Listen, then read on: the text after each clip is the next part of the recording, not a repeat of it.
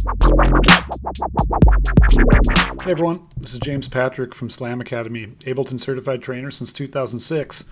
Today I'm going to show you a trick that I've been showing people for years. This is how to make a bass synth out of anything. Let's listen to this little simple groove I just whipped up.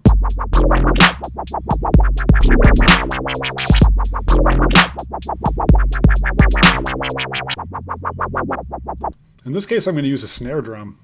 No shit. So that's what this sound was made with. I took the filter and everything off of here and got rid of the FM oscillator and everything else. Turn the loop off. It's a snare drum. Let's make one. I'm going to hit Shift-Command-T to make a MIDI track and then Option-Command-B to open my browser. Then I'm going to go to my drum sounds. I'm going to pull in a snare drum. Maybe not an 808 snare, something a little more crunch. There you go. I'm going to grab that snare and I'm going to mouse up over the device window of the MIDI track and hit Shift-Tab. I'm going to drop it straight down in, and now I've got the device loaded up with my snare drum. I can hit Middle C to hear my snare drum.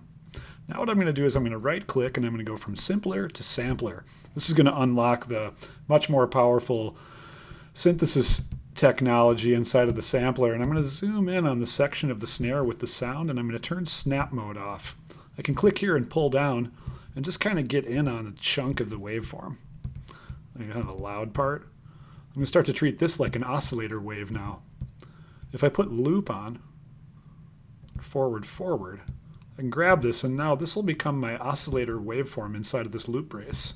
And you'll notice that in traditional looping technology, you kind of want to cross at the zero crossings point, where it's like right at the silent part. See how the wave's going up and crossing at silence right there? And I'll have the wave also going up and crossing at silence here. If you went to a really expensive audio engineering school, they would tell you to only loop it like that. In fact, that's what snap mode does. It forces those things to click into that spot. But this is not a fancy audio engineering school. This is making a bass synth out of a snare drum. So what I'm going to do instead is I'm actually going to look to capitalize on those DC offset clicks, because those are going to be sharp points in my new waveform that's going to allow for those overtones to get really bright. Now listen closely as I drag this loop brace into the really high part here and the really low part here. Hear that buzz? Now listen to this. Buzz gets even stronger when we cut off a big chunky wave when it's really loud.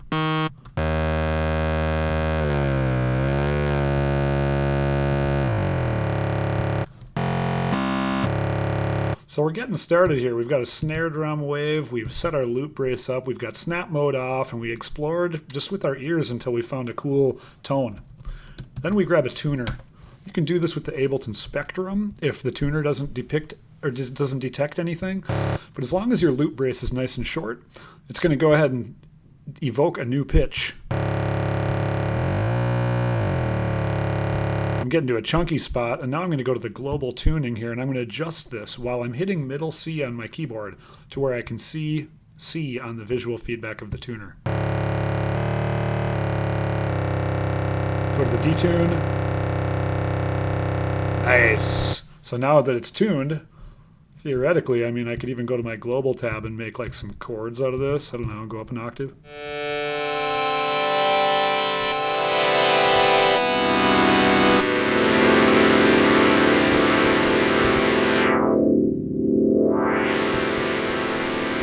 But you're like, wait, dude, that's not a bass synth. Let's leave this thing at full sustain with very little release. Let's go down an octave. Now let's go here, turn that FM oscillator on. Now that we've tuned our sample correctly, the coarse tuning of the FM oscillator is going to be harmonizing perfectly with our recording that's looping. So when we turn this up,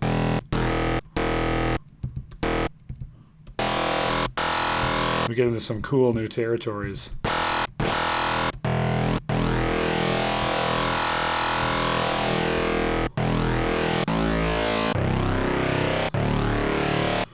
Keeping in mind that the sampler here doesn't support warping, this audio is staying pretty rich and pretty thick no matter where I play on my keyboard. So I got that thing nice and bright. Let's brighten it up even more. This coarse tuning is like a multiplier of the frequency, so when I go 2, it's like an octave, and this is a perfect fifth. Perfect fourth. I mean, you can go all over the place. I'm gonna go with 6. It's a nice kind of weird number. Now, if I wanted to, I could even loop that FM oscillator.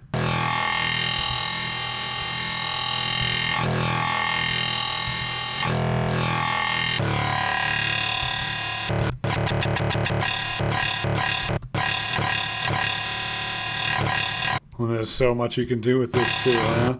So I'll slow down that loop. That's a little delay time between the loops. Maybe make this a little slower.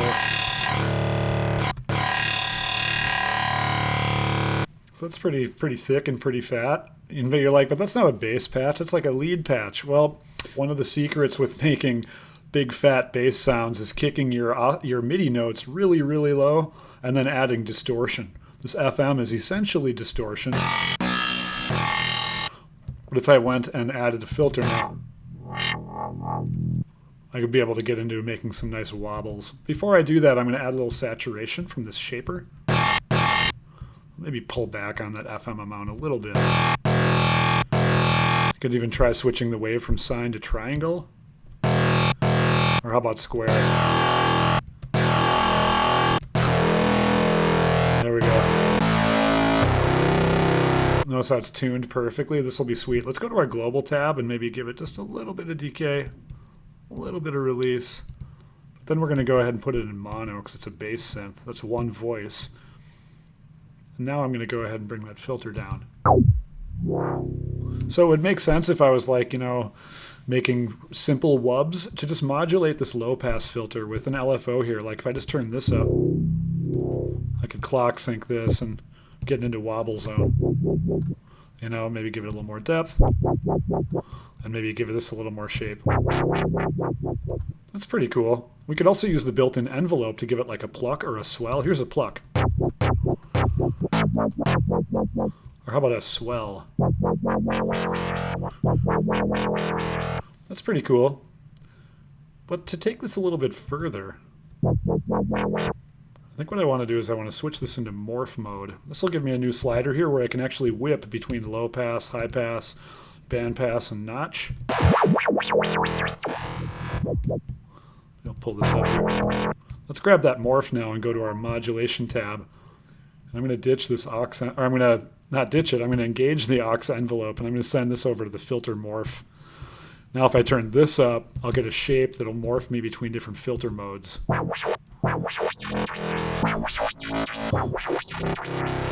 So this is all fine and dandy for making a really gnarly, fat, lead kind of bass sound. And don't forget, as soon as you feel like maybe you've sucked too many harmonics out of the thing, you can add another bass recording up here into the zones tab, or maybe even better yet, just group the instrument. And show the chain list here. I'd maybe just grab an operator or maybe a wavetable and throw it down below. Now I have this. There we go. Now we're in the subsonic realm. We could look at this with the spectrum and we'd be able to see. Watch. Here's our sub bass, right where it should be. 35, 40 hertz. That's the sweet spot. And then here's our overtones. Hardly anything right there. So these are going to fit really well. So there you go. Use a snare drum. Anything with some noise. I mean, you can fart into a cardboard box and throw it in here, and as long as you're thoughtful about your tuning, your gain staging, your loop length, you're going to be able to move into adding FM, adding filter modulation, maybe even morphing the filter. Those are all fun tricks. So yeah, I'm your host, James Patrick, and I hope I get to make some more sounds with you soon. Stay safe and healthy out there. It's scary. See ya. Slam Academy is an Ableton certified training center offering courses in sound design, mixing and mastering, and more. www.slamacademy.com.